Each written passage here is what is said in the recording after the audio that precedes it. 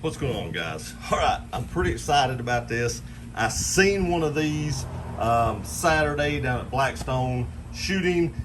Didn't buy it down there because it was way more expensive than what I paid for this one. I actually got this one $10 cheaper than I'd seen them anywhere. And Blackstone was something like $80 more expensive than what Sig was even advertising on the website. But what are we talking about? We are talking about the Sig P365 macro.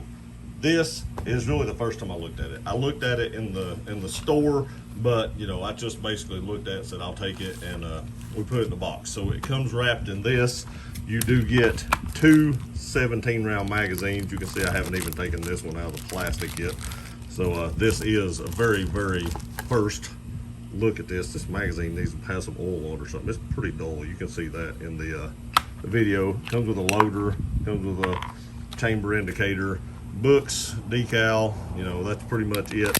I do want to show you all something, and I had never noticed this until the guy at the store showed me this. When you rack this and you're trying to push this, I cannot push that slide stop down with the magazine in it. Now with the magazine out, I can do it one-handed, but with the magazine in, and pushing the slide back to do it, I still cannot do it. I mean, I moved it just a hair, but that magazine is stiff. I was worried about the springs in it, maybe being a little weak, but after seeing that, I'm hoping they break in a little bit, because I'm sure with a round in it, it'll be different. I'll probably be able to do it, but on an empty chamber, you cannot drop that slide, at least on my example, with a magazine in it. This gun feels amazing. I mean, seriously, it just feels, I'm trying to get the sights, there we go.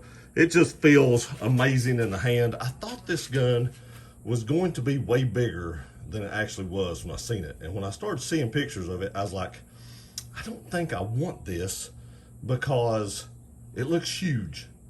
But after holding it in my hand, it really did not look that big, and this will probably be my new EDC after I get 1,000 rounds or so through it, at least close to 1,000 rounds, to make sure that it runs good. The trigger feels good straight out of the box.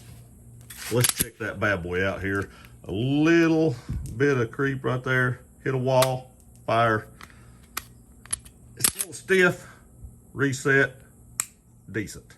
Not as good as the reset on my custom here. Let me take the magazine out here. You can see right here, breaks pretty decent.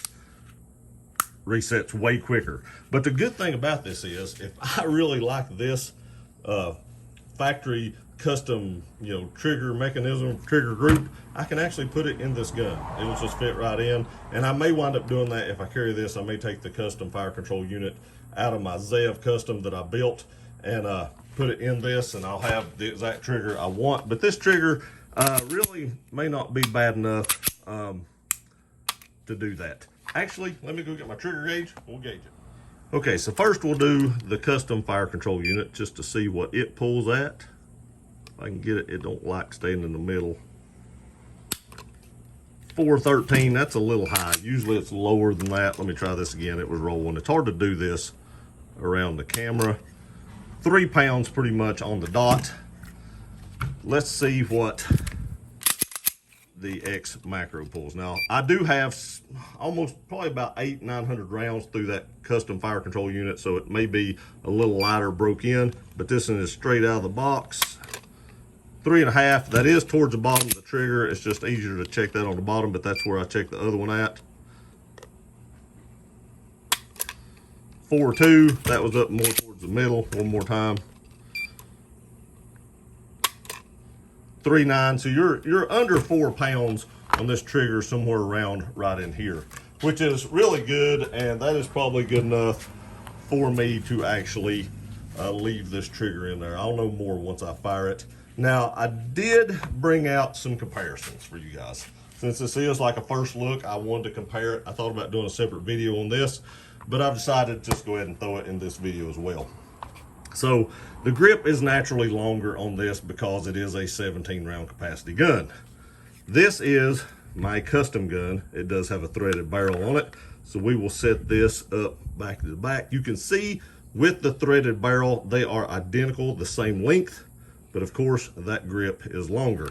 Now, if we throw in the 17 round magazine into this guy, and the 12 round magazine is how I carry the 365, and we square them up, you can see there that it is not a huge difference right there.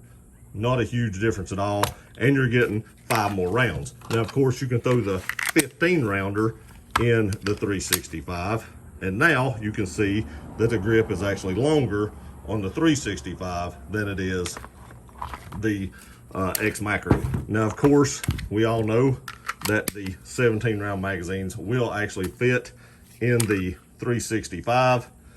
They just will not be flush fit. But for what you're getting in this gun with a little bit longer grip, because like I said, I carry it with the 12 rounder, not the 10s. I don't even own a 10 rounder. There's really not that much difference. I think it's worth the little bit of extra length that you're going to get in this pistol. Now from the back, you know, they kind of look the same. This one does have, I did not realize this, but it actually has an extended beaver tail right there, which is actually pretty nice. It feels pretty good. But you can see from the back, they're essentially basically the same identical dimensions from the width of the gun. It's just the length and the height.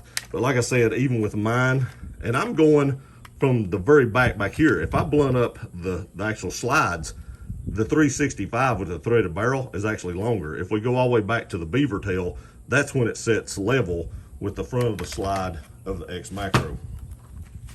So if you're running a threaded barrel, you're going to be about the same length.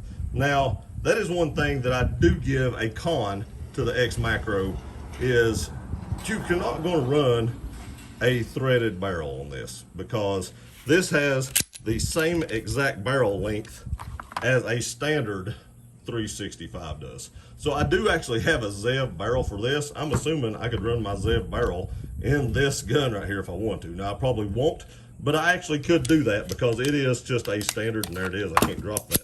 It is just a standard 365 barrel length. I could probably run this barrel in there. It would just take the comp out of the game and, you know, make it utterly useless. And it only adds like 15%, I think Sig says, with recoil reduction, but I'll take any recoil reduction over none any day of the week. Now let's get into like some of the Glocks. So let's take it more apples to apples. Here is a Glock 48 MOS. You can plainly see that that Sig X Macro is way shorter, not way shorter, but it's probably close to a ½ inch shorter than the 48. And the grip is essentially the same length. This gun has a 10 round magazine capacity. This gun has a 17. Now, I did not have the magazine in it. Let's do it again. Let's make it apples to apples. I had the magazine in the Glock, so let's line it up here perfectly like we had it before. You can see right there, maybe the Sig is just a hair longer, but you're getting 7 more rounds. Now, I know what you're going to say. Hey, you can run 15 round shield arms. I took my shield arms magazine release out, so I'm not going to put that in there. And you can actually run 20 round shield arms with the magazine extension, which I've already seen Terran Tactical has magazine extension for these to make them 20 rounds, or he did in his video, he did. But I've never had one of these right here to run in this gun or this gun. And yes, I have magazine releases for both guns from shield arms. I never got these to run with numerous different kinds of ammo. Never got a whole magazine to run reliable through these guns. So that's why I left the shield arms mag well on them. I like those, but I took the magazine out and the mag release out and put it back stock, because if it ain't gonna run, who cares how many rounds you got if you got to keep clearing malfunctions. So if we drop it down here to the 43X, you can plainly see there's about as much difference in the 43X and the Sig as there was the 48 and the Sig. Again, if you're going to run light, it really don't make a big difference, because the light will actually stick out further than the barrel, and that's really why I run the threaded barrel on this, because I have the TLR7 sub, and if it's gonna stick out that far, I might as well get the extra length on the barrel, plus now I can put a can on it. But there again, 10 rounds. If your Glock will run shield arms mags, more power to you. Mine won't, but in mine, I get 10 rounds, and even in the shield arms, you're only getting 15 versus 17. I think that Sig changed the game with this pistol. As small as this little pistol is, as many rounds it is holding, and with the comp on it, and you get metal night sights with it, the x-ray sights, and it's optic ready. I want to say one of these two Glocks will be losing an optic to this gun until the Holosun EPS carry or something like that comes out. Then I'll put an EPS carry on this. It's the one that sits low enough to co-witness with factory sights. This will be getting that, and it's fully enclosed, so whenever that one comes out, we'll be putting it on here. But until then, it will be getting one of the Holosuns off the Glocks. But Sig has really outdone themselves on this. Now, one thing I do want to say is I've heard that with this pick rail, instead of the Sig rail, the standard little 365 rail, that this will not fit holsters like this QVO Tactical here that fits my regular 365. Now, I don't know if that's true or not, because I do not believe that this light will fit this. I'll do another video to check these lights and see if I can get one of these to fit it. But I've heard that you have to use the Picatinny, one of these, because they have these specific for the Glock, specific for the Sig, and they have a 1913 Picatinny rail one for it as well. So I've heard that you have to use the 1913 one for this gun. I don't know that to be 100%, but I'll do another video, a short video, just seeing if I can get one of these to work until then, and we'll check it on this holster to see if it fits, if one of these lights will fit on it. But for now, I think, like I said, Sig has hit a major home run with this. I think this gun is amazing.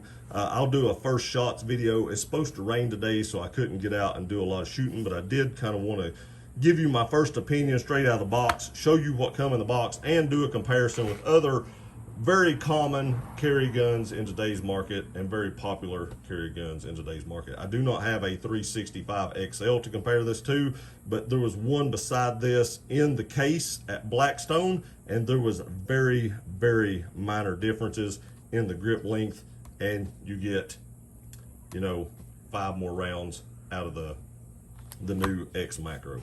Again, love this gun, can't wait to shoot it. I'll show you all how to put an optic on in the next video, and I'll do another video, like I said, showing if any of these lights will fit and if I have to actually buy the 1913 one. I appreciate y'all watching this video. Please like, share, and subscribe. I love you guys. We'll see you next time.